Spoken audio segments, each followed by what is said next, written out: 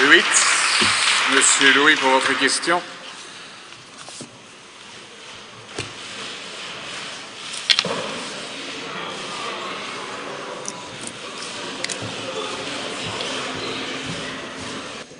Merci, Monsieur le Président. Monsieur Baclaine, respectez votre engagement.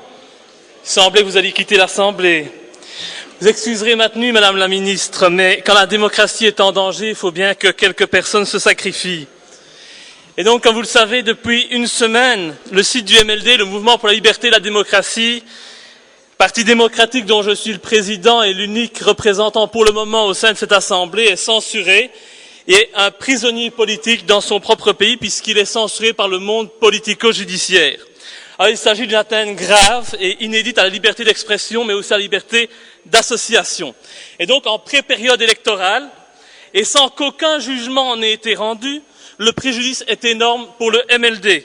Il n'y a plus moyen d'affilier qui que ce soit en ligne, plus moyen de contacter le parti politique, puisque les adresses mail ont elles aussi été supprimées, plus moyen enfin de consulter notre programme et de suivre notre actualité.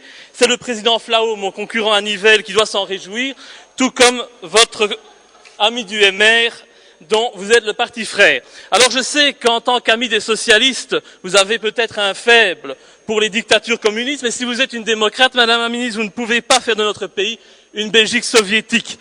La situation actuelle est comparable, si pas pire, à ce qu'on connaît en Chine, en Corée du Nord ou même en Birmanie. Et donc ma question sera très simple. Alors que des sites qui appellent à la haine des Belges et de notre pays ne sont jamais sanctionnés, comme le site Sharia for Belgium, que pensez-vous de la situation qui est imposée au MLD? Trouvez-vous normal qu'un parti soit privé de toute visibilité et en tant qu'adversaire politique, n'avez-vous pas honte de pousser la justice à agir de la sorte? Je vous remercie de votre attention. Madame la Ministre.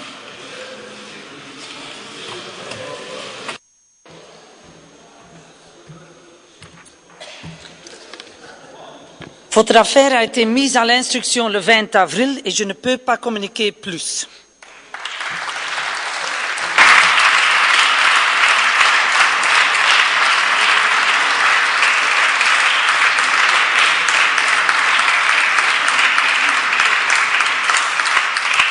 Monsieur Louis. De nouveau, une honte pour la démocratie en Belgique. Nous vivons, Madame la Ministre, dans une dictature des partis politiques, des fils à papa et des obédiences. Et le peuple belge, il est emprisonné, manipulé et conditionné.